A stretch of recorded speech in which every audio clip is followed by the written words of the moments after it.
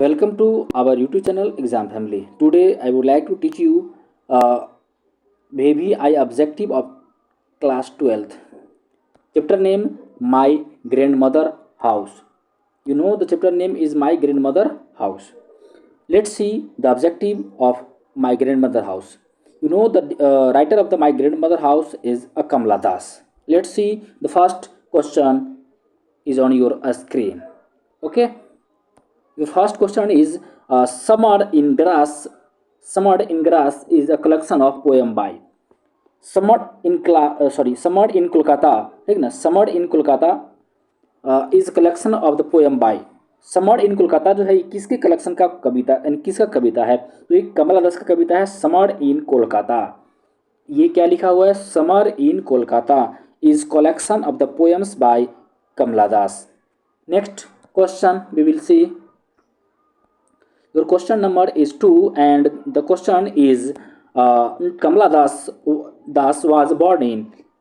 कमला दास का जन्म कब हुआ था.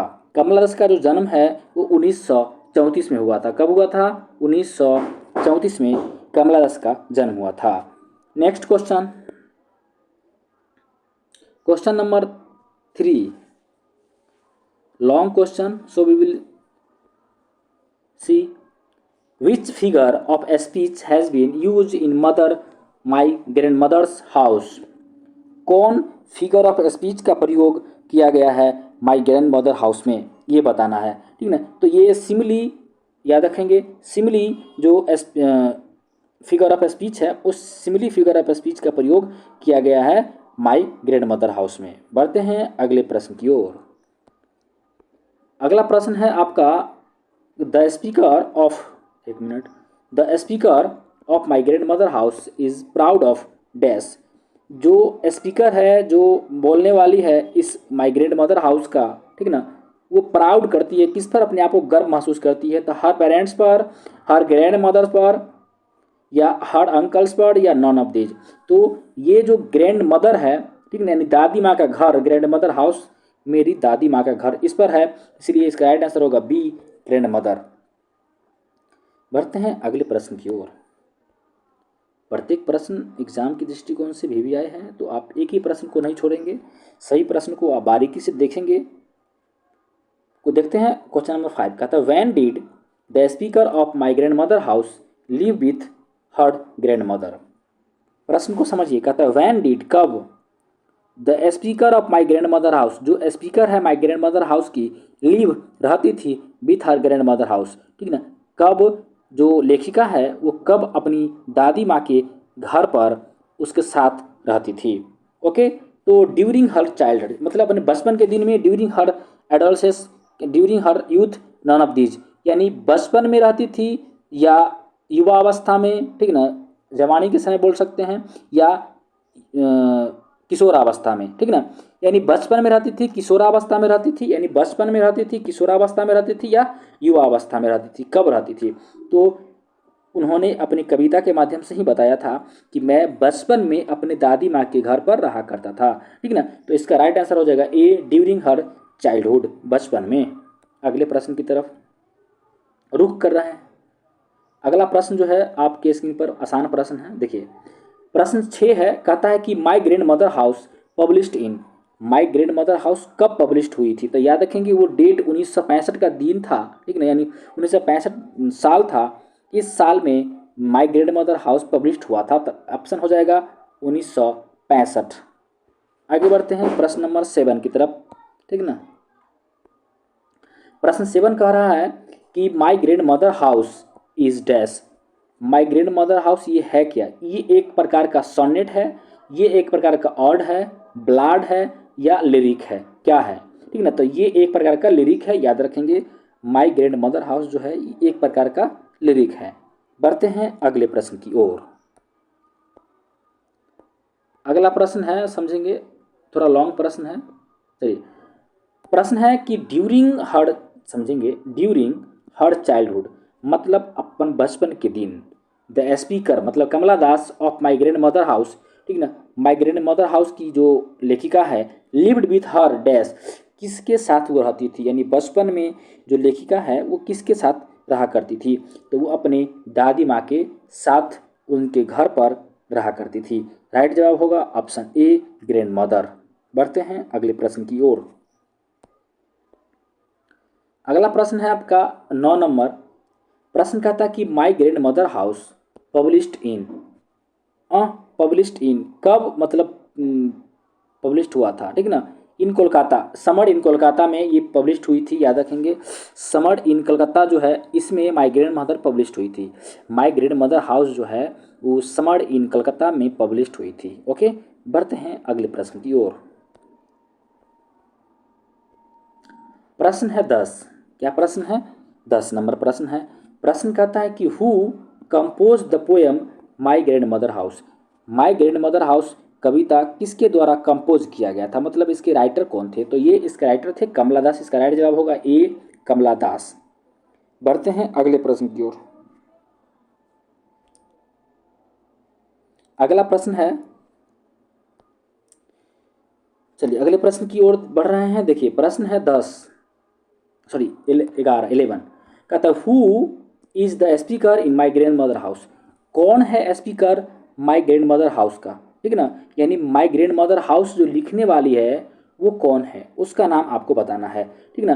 तो उसका जो राइट ऑप्शन होगा बी, कमला दास जो है ये इसके राइटर हैं। यानी माई ग्रैंड मदर हाउस के जो राइटर हैं, स्पीकर हैं, वो कमला दास हैं। तो राइट जवाब होगा बी, कमला दास। बढ़ते हैं अगले प्रश्न की ओर। प्रत्येक प्रश्न जो है VVI प्रश्न मैंने लिया है, ये आप ध्यान रखिएगा, ठीक ना? चलिए 12 नंबर प्रश्न है। कहा था कि Kamala Das has retain the poem. कमला दास के द्वारा जो कविता लिखा गया था उस कविता का क्या नाम है? तो माई ग्रैंड मदर हाउस जो कविता है ये कमला दास के द्वारा लिखा गया है। चलिए अगले प्रश्न की तरफ बढ़ते हैं। प्रश्न है कि कमला दास, समझिएगा, कमला Das is an dash poet's. कहाँ की कवित्री है कमला दास? तो आपको याद होगा नाम से स्पष्ट है कि कमला दास, ठीक ना, ये इंडियन कवित्री है, इंडियन पोएटिस है, ठीक ना? तो राइट जवाब होगा बी। प्रश्न 14। प्रश्न 14 कहता है कि Kamala Das is talking about her dash who is dead now. Kamala Das जो है वो किसके बारे में बात करती है, ठीक ना? टॉकिंग अबाउट मतलब किसके बारे में बात करती है? हर मतलब कोई महिला है, ठीक ना? हु इज़ डेड नाउ जो अब नहीं है, जो अब मर चुकी है, जो इस दुनिया में नहीं है। तो वो अपनी दादी माँ के बारे में बात करती हैं। चैप्टर का नाम ही है कमला दास, ठीक ना? और सॉरी, चैप्टर का नाम ही है my grand mother house, writer है कमला दास। तो माई ग्रैंड मदर हाउस मतलब मेरी दादी माँ का घर, ठीक ना? यानी वो लेखिका जो है वो अपनी दादी माँ के घर को याद करके इस पोएम को लिखी है, ठीक ना? और वो अपने बचपन के जो दिन बिताए गए समय था उस समय को उन्होंने ब्याह किया है इस कविता के माध्यम से। तो क्या हो जाएगा? Grand mother, option D, grand mother. किसको याद करती है? अपनी दादी माँ को याद करती है। बढ़ते हैं प्रश्न नंबर 15। प्रश्न 15 कहता है कि Kamala Das has remembered the happy day spent in the sweet company of her dash, ठीक ना? कमला दास जैसे याद करती है, रिमेंबर का मतलब होता है याद करना, हैप्पी मतलब हैप्पी डेज मतलब वो खुशी के पल, खुशी के दिन, spend in the sweet company her मतलब उसके साथ, स्वीट स्पेंड मतलब बिताना होता है, स्वीट कंपनी ऑफ हर मतलब अपने दादी माँ के साथ प्यारा सा समय जो कमला दास ने बिताए, वो प्यारा सा समय को याद करके, ठीक ना, इस कविता को उन्होंने लिखा है, उसी चीज़ को याद करते हैं। तो आखिरकार कौन थी वो जिसके साथ वो प्यारा सा समय बिताए थे? तो ग्रैंड मदर, ऑप्शन क्या हो जाएगा? ग्रैंड मदर, ठीक ना? अपनी दादी माँ के साथ जो बिताए पल हैं उस पल को रिमेंबर करती है, पल को याद करती है, वो खुशी के पल याद करती है, वो प्यारा सा समय जो उन्होंने उनके साथ बिताया उस समय को याद करती है, ठीक ना? इसलिए ऑप्शन हो जाएगा ए, ग्रैंड मदर। बढ़ते हैं प्रश्न नंबर 16। कहता है कि सी नोटिस, उन्होंने नोटिस किया था dash behind the door of the bedroom. उन्होंने किस चीज़ को नोटिस किया था अपने रूम के आसपास, ठीक ना? तो डॉग, याद रखेंगे, सी डॉग को उन्होंने क्या किया था अपने डोर के बिहाइंड, बेडरूम के बिहाइंड जैसे डोर या बेडरूम के बिहाइंड जैसे वो उसको नोटिस किया था। बढ़ते हैं अगले प्रश्न की तरफ। प्रश्न 17 है, कह रहा है कि the house went into the silence due to the death of the dash, ठीक ना। The house went silence into silence, वो जो घर है ना पूरा सूना हो चुका है। जब तक कोई व्यक्ति घर में नहीं रहता तो घर एकदम पूरा सूना लगता है, वही बात है। The house went into the silence due to the death, किसके मरने के बाद, ऑफ हर डैश, किसके मरने के बाद, वो जो महिला थी, वो जो ओमेन थी, ठीक ना। कौन ओमेन, यानी इसकी जो लेखिका है उसको, उसकी ग्रैंड मदर, ठीक ना, ग्रैंड मदर, ठीक। GM मतलब ग्रैंड मदर कि जब इनकी ग्रैंड मदर की मृत्यु हो गई, जब इनकी दादी माँ डेथ कर गई, मर गई, ठीक ना, तब वो घर एकदम सूना हो गया, साइलेंस, कुछ नहीं, बिच्छू, सांप, कीड़े मकोड़े ये सब का बसेरा हो गया, ऐसा घर बन गया था।